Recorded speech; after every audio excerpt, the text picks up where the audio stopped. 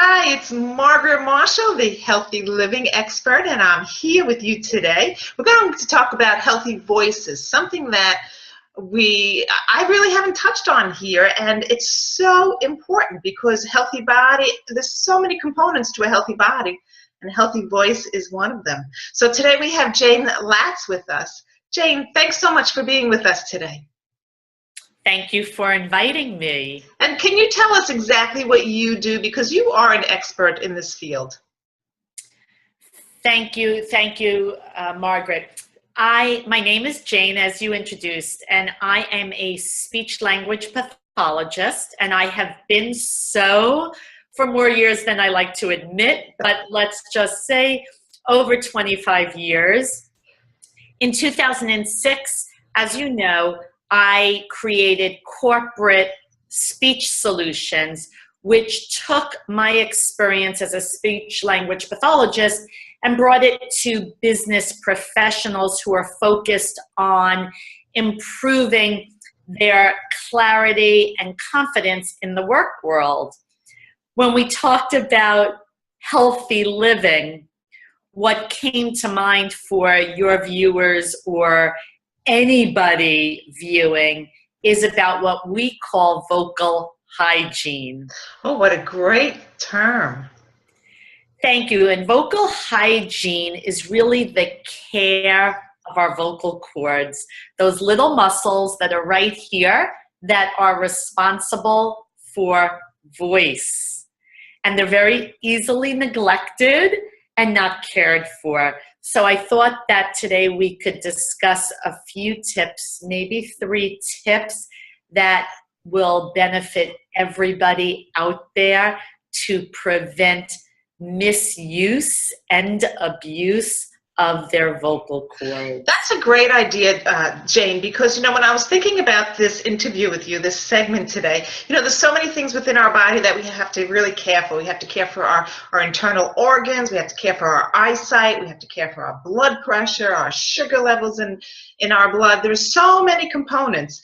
And voice is something that people don't think of often, but to be successful in the world, you really have to be able to speak and come across as a confident person, as you're saying. One thing I want to ask you before we get into the tips, you said that people ignore these muscles here. How do we ignore them?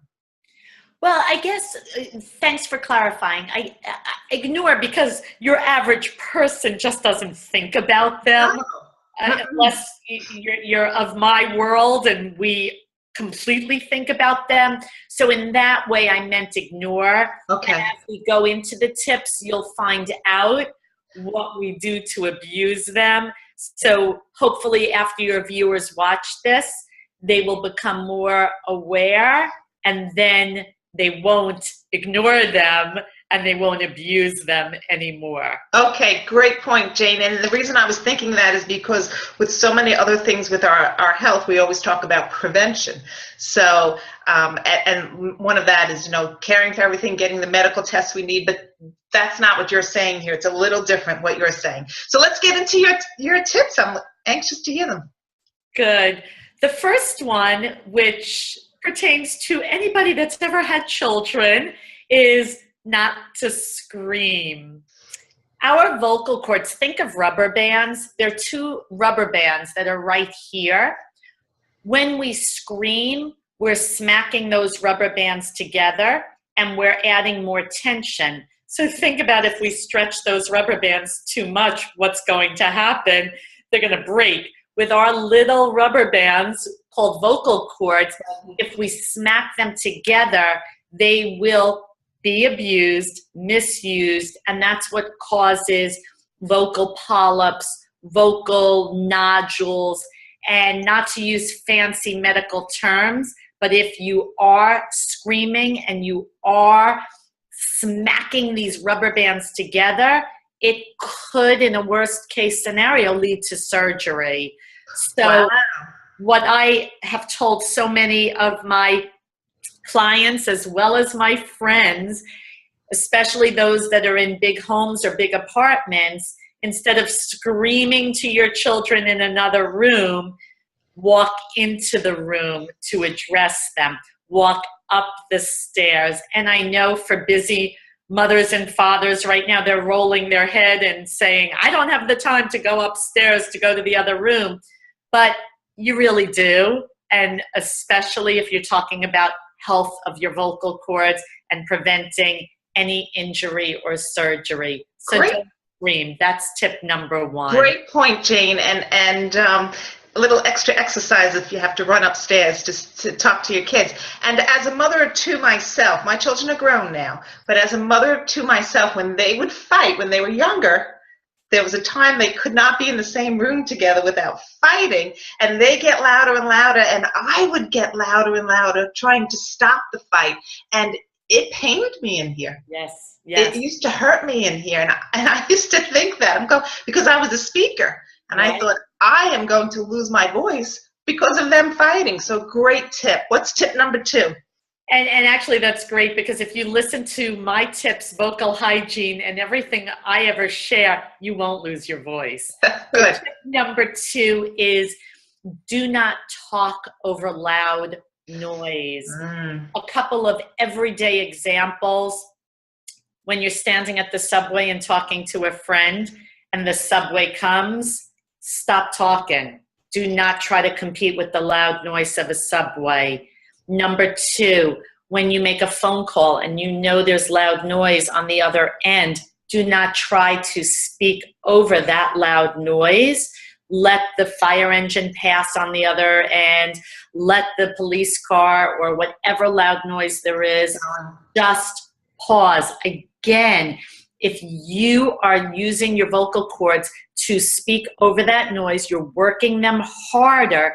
They're smacking each other harder, and that will cause to lead to losing your voice or getting a sore throat, laryngitis, or anything. So do not speak over loud noise. You know, again, I'm thinking as you're talking, because you're giving us such great points here, I'm thinking about when you go to athletic events.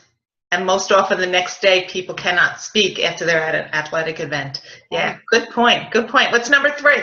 And number 3 is the most important and the easiest, to hydrate. Good. I was hoping you would say that. Okay.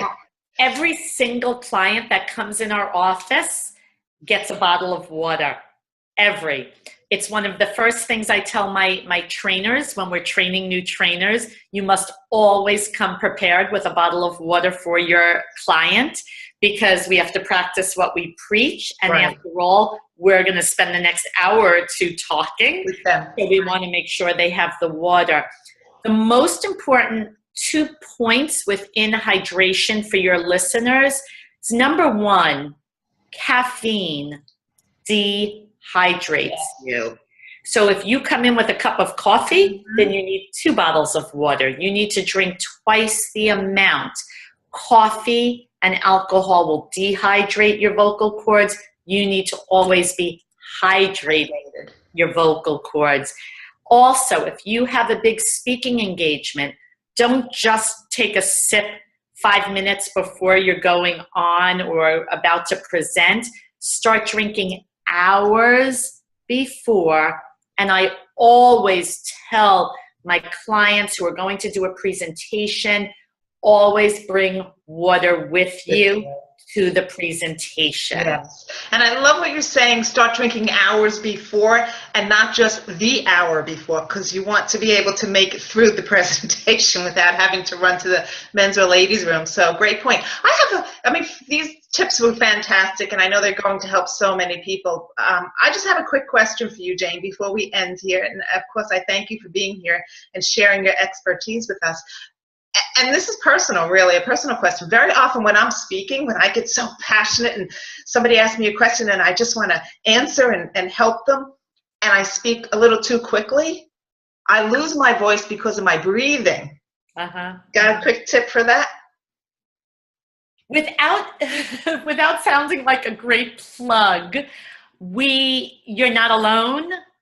We have so many exercises on our blogs and our videos at my website. I don't know. Can you give us your website? Sure. It's Speech, SPEECH, solutions with an S.com.